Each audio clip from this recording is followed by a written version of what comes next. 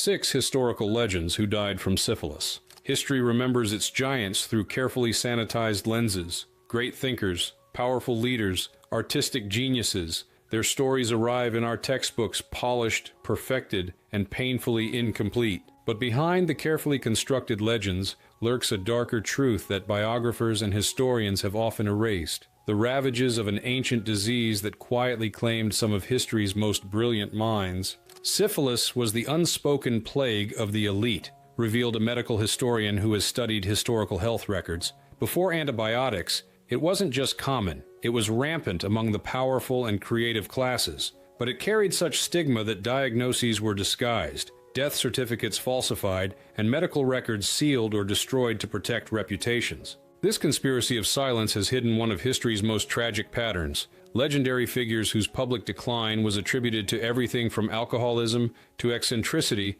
when the actual culprit was the devastating neurological effects of untreated syphilis. The symptoms of late-stage syphilis, paranoia, erratic behavior, delusions, memory loss, could easily be dismissed as the excesses of genius, explained a neurologist who has studied the disease's historical impact. That made it the perfect hidden killer of famous figures. Their deterioration was hiding in plain sight, misattributed to alcohol, drugs, or simply the price of brilliance. What makes these cases particularly heartbreaking is the timing. Many of these legends contracted the disease in an era when treatment existed, but carried its own terrible stigma. Their fame and wealth couldn't save them from a bacterial infection that would be cured today with a simple course of antibiotics. It's one of history's cruelest ironies, noted a biographer who has researched several victims of the disease. These extraordinary individuals, people who changed culture, art, and business forever, were brought down not by worthy adversaries,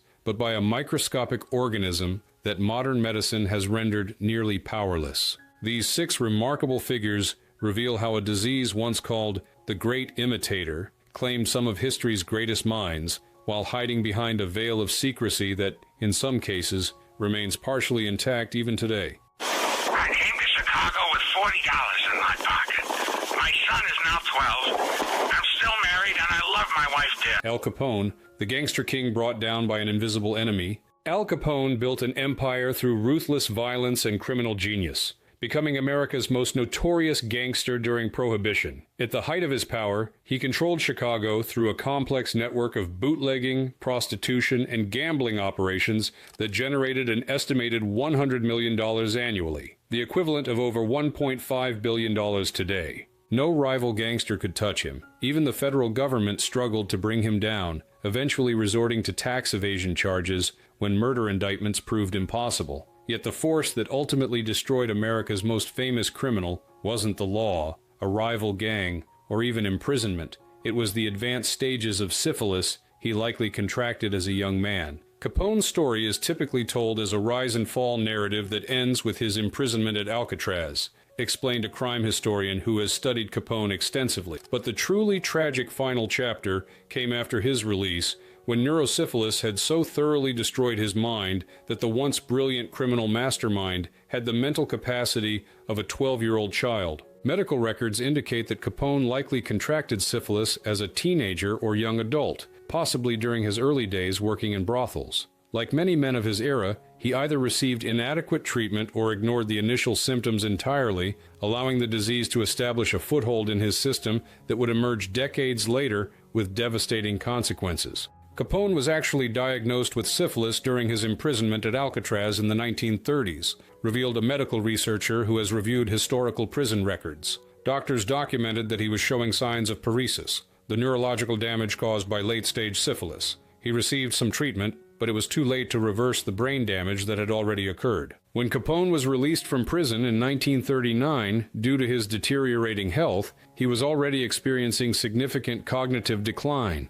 The man who once commanded a criminal empire with military precision could no longer perform simple arithmetic or maintain basic conversations. His legendary temper, once controlled and strategically deployed, gave way to unpredictable emotional outbursts. By 1945, Capone was essentially childlike, noted a biographer who interviewed people who knew him in his final years. He would fish in his swimming pool, convinced he was catching big hauls. He would have conversations with people who weren't there. The mental deterioration was complete and irreversible. On January 25, 1947, Capone died at his Palm Island estate in Florida, the official cause listed as stroke and pneumonia. But the underlying condition that had reduced America's most feared criminal to a confused, childlike state was neurosyphilis, the final stage of a disease that had been quietly destroying his brain for decades. What makes Capone's case particularly tragic from a medical perspective is that penicillin had been discovered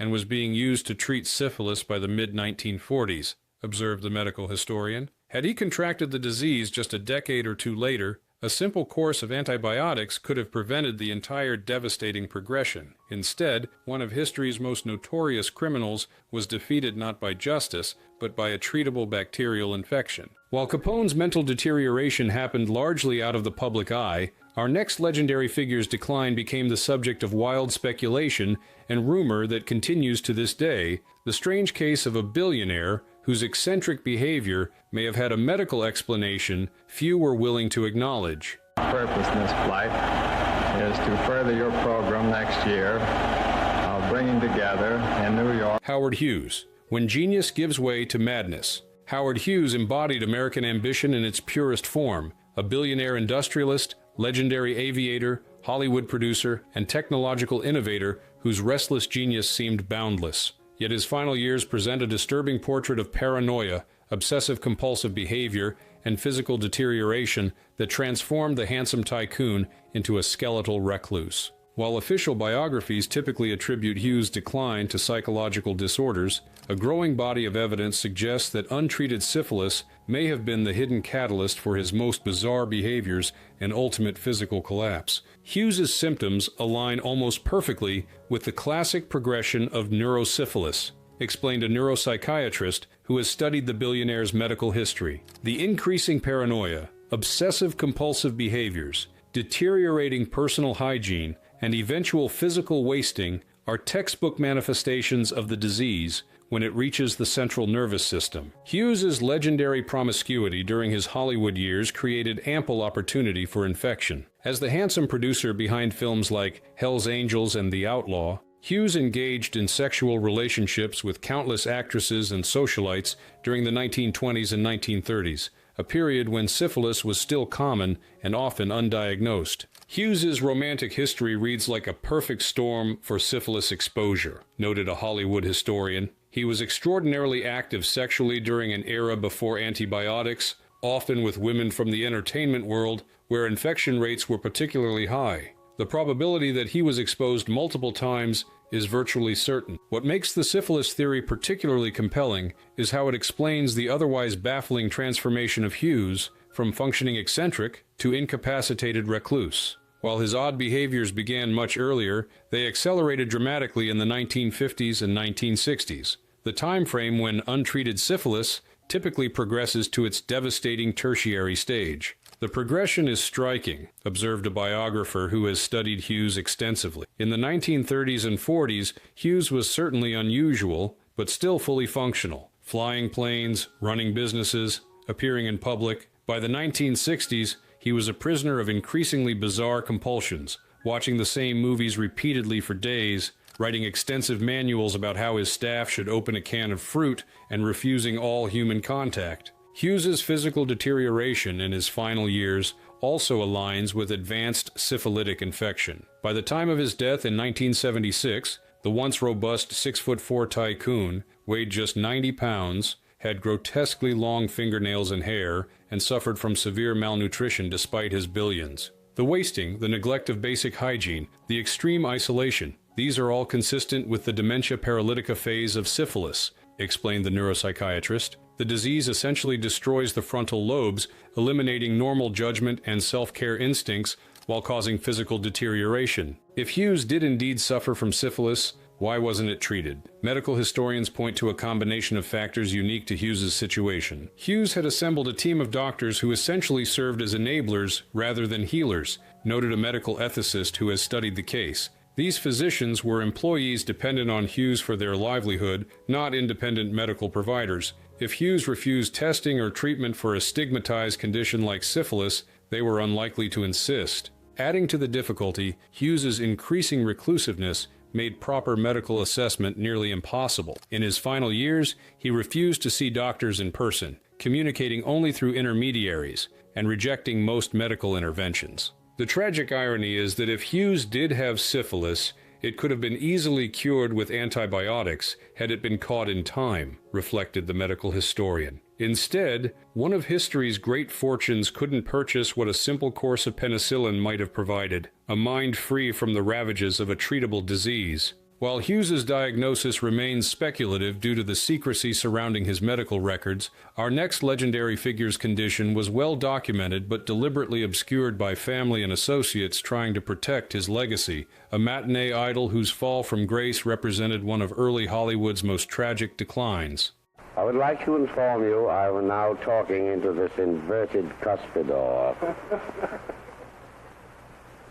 John Barrymore. The Great Profile's devastating final act. John Barrymore, The Great Profile, was American theater and cinema royalty, celebrated for his Shakespearean prowess, matinee idol, good looks, and unmatched charisma. As the most acclaimed member of America's first family of theater, Barrymore's talent seemed limitless, until a mysterious decline transformed the legendary actor into a tragic shadow of his former self. While alcoholism has traditionally been blamed for Barrymore's deterioration, medical historians and biographers increasingly believe that neurosyphilis played a central role in his rapid cognitive collapse and early death at age 60. Barrymore's decline followed a pattern that's difficult to explain through alcoholism alone, noted a film historian who has studied the actor's final years. While he certainly drank heavily throughout his adult life, the sudden acceleration of memory problems, erratic behavior, and physical deterioration in his final decade points to an underlying neurological condition. The most likely culprit, given his lifestyle and symptoms, was syphilis. Barrymore's notorious sexual appetite created abundant opportunity for infection. From his early days as a stage actor through his Hollywood years, Barrymore's conquests were legendary, including countless chorus girls, actresses, and socialites during an era when syphilis was both common and highly stigmatized. Barrymore lived in a perfect storm of risk factors, explained a medical historian specializing in early 20th century diseases. He came of age in the theater world of the 1890s and early 1900s, where infection rates were extraordinarily high. He was famously promiscuous with partners from all walks of life, and he lived in an era when treatment existed but was lengthy, unpleasant, and often avoided due to social stigma. The timing of Barrymore's decline aligns with the typical progression of untreated syphilis. While he had always been a heavy drinker, his cognitive function remained relatively intact through the 1920s and early 1930s, the period of his greatest film successes. By the late 1930s, however, he began experiencing memory lapses so severe he could no longer remember his lines. The rapidity of Barrymore's decline was shocking to everyone who knew him, said a biographer who interviewed several of the actor's contemporaries. He went from being able to perform Hamlet from memory to being unable to remember a single line of dialogue in just a few years. His handlers began hiring cue men whose sole job was to feed him his lines through hidden earpieces or off-camera prompts. As his condition worsened, Barrymore's behavior became increasingly erratic. He would alternate between periods of brilliant lucidity and disturbing confusion. His legendary wit gave way to inappropriate outbursts and disorientation. By 1941, just a year before his death, he was essentially unemployable in any substantive role. The final films don't show the real extent of his deterioration, noted a film archivist who has studied Barrymore's later work. Directors would film around his limitations, shooting his scenes in tiny fragments that could be pieced together in editing. Even then, you can see moments of confusion break through the professional facade. Barrymore's death on May 29, 1942, from cirrhosis and kidney failure, has allowed alcoholism to take primary blame for his decline. However, medical experts who have reviewed accounts of his final years believe the cognitive symptoms point clearly to neurosyphilis as at least a contributing factor. The combination of memory loss, personality changes, and physical deterioration that Barrymore experienced is classic neurosyphilis, explained the neuropsychiatrist. While alcohol certainly damaged his liver, it doesn't explain the profound cognitive collapse. The two conditions likely worked in tandem, alcoholism masking and possibly accelerating the neurological damage from untreated syphilis. If Barrymore did indeed suffer from syphilis, why was it never acknowledged? The answer lies in the immense stigma surrounding the disease and the Barrymore family's concern for their dynasty's reputation. The Barrymores were America's theatrical royal family, the film historian noted, acknowledging that their most brilliant star had died from a sexually transmitted disease would have been unthinkable in the 1940s. It was far more acceptable to attribute his decline to alcohol, a vice that carried far less social stigma, especially for male stars of that era. While the true extent of syphilis's role in Barrymore's decline may never be known with absolute certainty, his tragic final years serve as a powerful reminder of how effectively this disease could hide behind other diagnoses, destroying brilliant minds while preserving its secrets.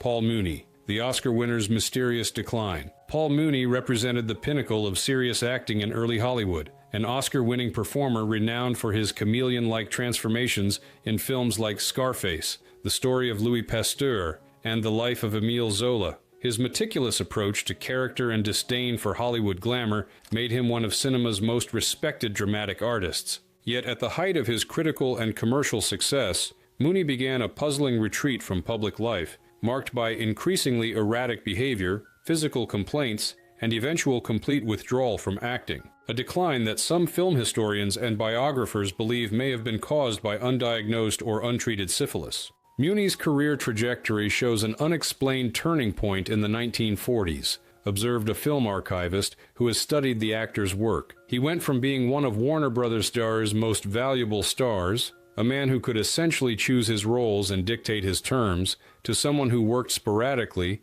rejected scripts without explanation, and eventually withdrew from film entirely by the early 1950s. What makes Mooney's case particularly intriguing are the conflicting accounts of his health during this period. Official biographies typically cite rheumatoid arthritis and heart problems as the reasons for his declining output and eventual retirement. However, contemporaries described behaviors consistent with neurological issues that were never publicly acknowledged. There were concerning reports from sets during Mooney's later films, revealed a film historian who interviewed several people who worked with the actor in the 1940s. He would sometimes forget lines, something unheard of earlier in his meticulously prepared performances. He could be irrationally angry one moment and confused the next. These weren't public knowledge, but they were discussed quietly among industry professionals. While no definitive evidence confirms a syphilis diagnosis for Mooney, the circumstantial case includes several compelling elements. The actor spent his formative years in Yiddish theater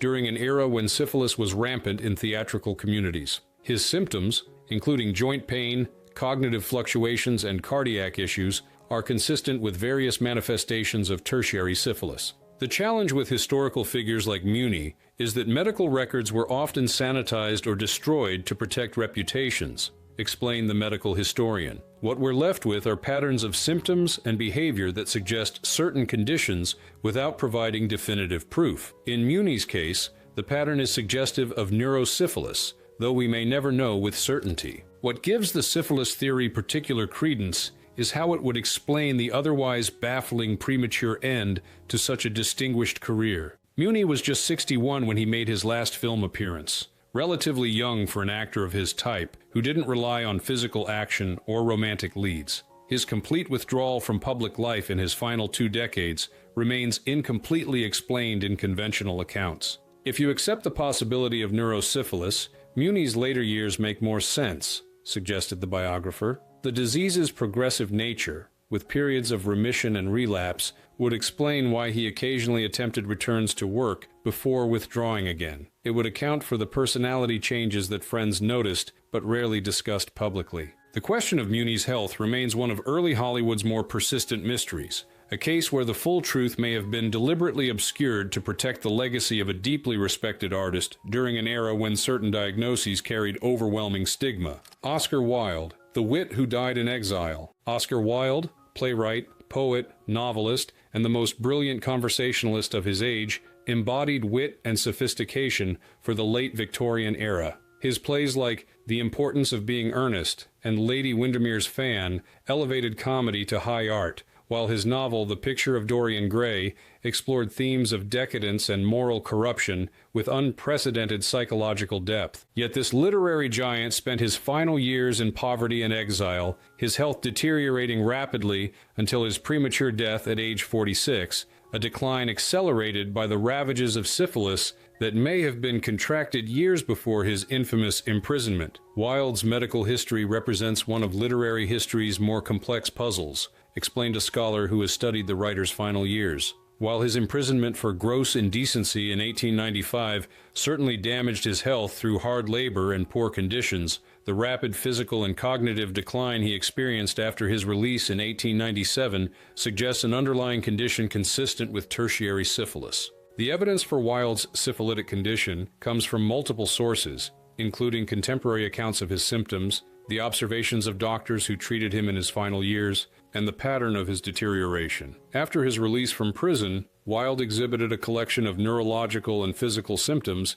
that align closely with neurosyphilis. Wilde suffered from severe ear infections that eventually spread to his meninges, the membrane surrounding the brain and spinal cord, noted a medical historian who has reviewed accounts of Wilde's final illness. This pattern of infection, combined with his cognitive symptoms and physical deterioration, is highly consistent with the meningovascular form of neurosyphilis. If Wilde did indeed have syphilis, when might he have contracted it? Biographers point to his university years or early adulthood as the most likely period, well before his relationship with Lord Alfred Douglas that led to his downfall. There's a common misconception that Wilde's homosexual relationships were responsible for his syphilis, but this reflects a fundamental misunderstanding of both Wilde's biography and the disease itself, explained the scholar. Wilde had relationships with women in his early years, including encounters with prostitutes during his university days, a common practice among Victorian men that carried significant risk of infection. What makes Wilde's case particularly poignant is how his legendary wit remained intact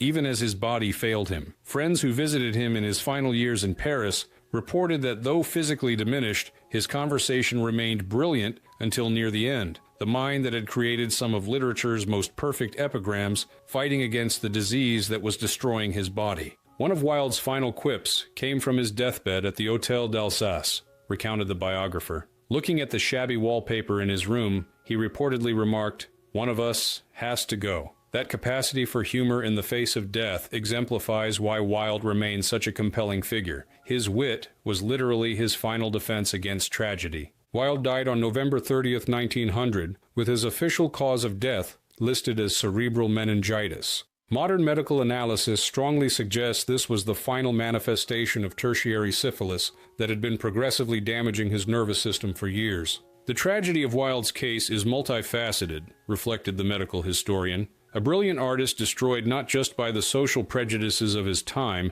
but by a disease that could have been treated had he lived just a few decades later. There's a painful irony that the author of Dorian Gray, a novel about hidden corruption gradually destroying its subject, may himself have been harboring a disease that was silently destroying him from within. Wilde's premature death robbed literature of countless works that might have been, had medical science advanced just a little faster, the plays unwritten, the novels never penned, the conversation never recorded, all casualties of a disease that claimed one of history's great minds while hiding behind other diagnoses.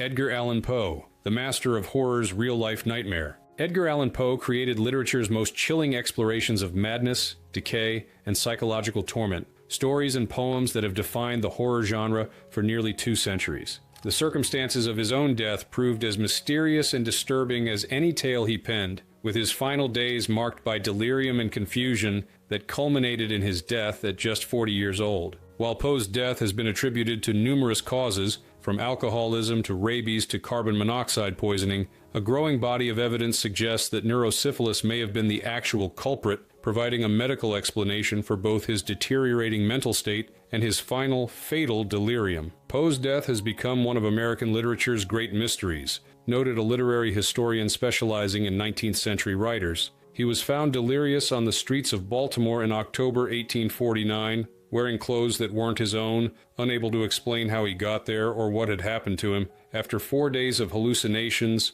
confusion, and calling out for someone named Reynolds, who was never identified, he died without providing any coherent explanation. The medical evidence for syphilis in Poe's case, while circumstantial, is compelling. His documented symptoms in his final days, including delirium, confusion, and rapid pulse, align with the neurological crisis that can occur in late-stage syphilis. Moreover, Poe had exhibited increasingly erratic behavior, memory problems, and emotional instability in the years preceding his death. If you examine Poe's life through a clinical lens, there's a progressive pattern of cognitive and behavioral changes that's highly consistent with neurosyphilis, explained a neurologist who has studied historical cases of the disease. His increasing inability to tolerate alcohol, episodes of disorientation, and volatile emotional states point to ongoing neurological damage rather than simply acute alcoholism. When might Poe have contracted the disease? Medical historians point to his time at the University of Virginia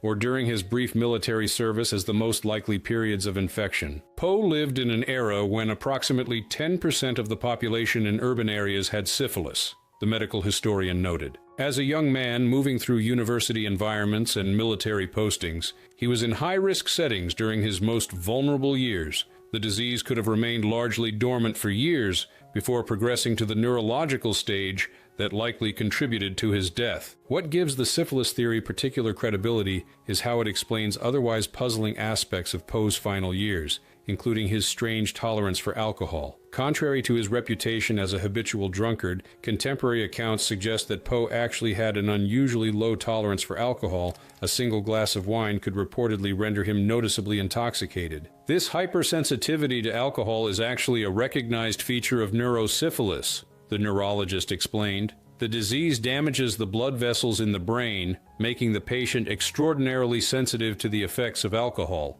What might look like alcoholism to outside observers is often a person with neurosyphilis having a severe reaction to a relatively small amount of alcohol. Poe's death certificate listed phrenitis, brain inflammation, as the cause, a diagnosis that would be consistent with the meningoencephalitic form of neurosyphilis. However, the stigma associated with syphilis made it common practice to list only the immediate cause of death rather than the underlying condition. 19th century death certificates were often exercises in discretion rather than diagnostic accuracy, observed the medical historian. Listing brain inflammation rather than syphilis would have been the standard practice to protect the reputation of the deceased, particularly for a public figure like Poe. The irony that America's master of Gothic horror may have died from a disease that mimics many of the psychological states he described in his work has not been lost on Poe scholars. His stories frequently feature narrators experiencing hallucinations,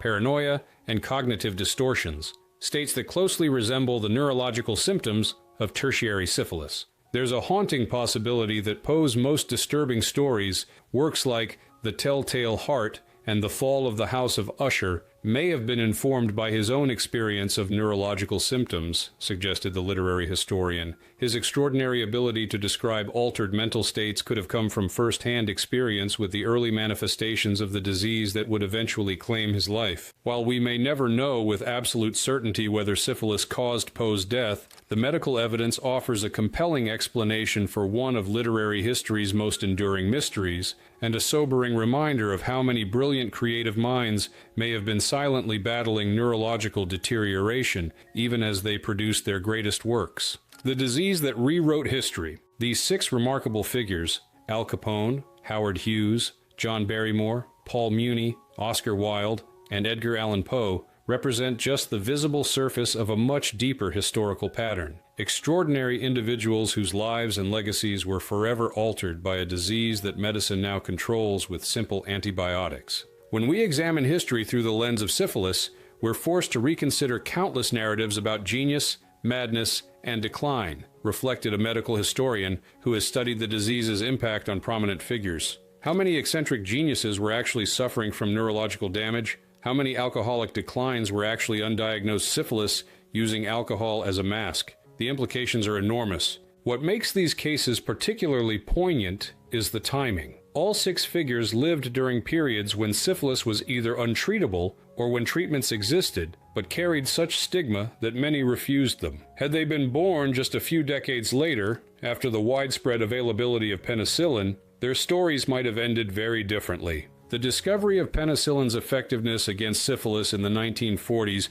represents one of the most significant medical breakthroughs in human history, noted the neurologist. It transformed a devastating, potentially fatal condition into something curable with a few injections. The historical dividing line is stark. Before penicillin, syphilis destroyed lives. After penicillin, it became a manageable infection. This medical revolution came too late for our 6 subjects, each of whom suffered and died from complications of a disease that modern medicine has rendered largely controllable. Their stories serve as powerful reminders of both medical progress and the devastating human cost of stigma and silence surrounding disease. The secrecy and shame surrounding syphilis may have been as deadly as the disease itself, observed a public health historian. Because it was considered a moral disease associated with sexual behavior, many people avoided diagnosis and treatment even when it was available. The cultural stigma literally killed people who might otherwise have been saved.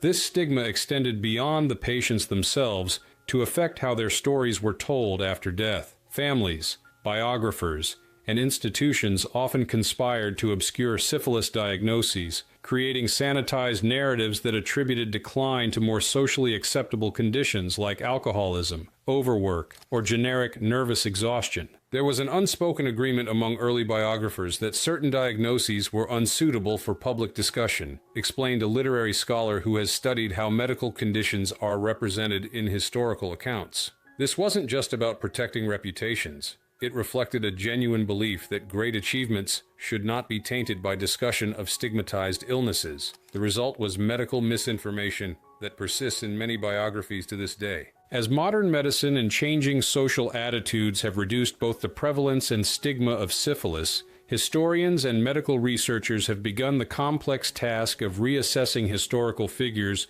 whose decline may have been misattributed. This work isn't simply about correcting the historical record, it's about understanding the full human cost of a disease that shaped culture, art, and politics in ways we're only beginning to fully appreciate. When we recognize how many brilliant minds were cut short by this disease, we're confronted with one of history's great what-if questions, reflected the biographer. What might Wilde have written had he lived another 20 years? What technologies might Hughes have developed with an unclouded mind? What performances might Barrymore have given? The cultural loss is incalculable.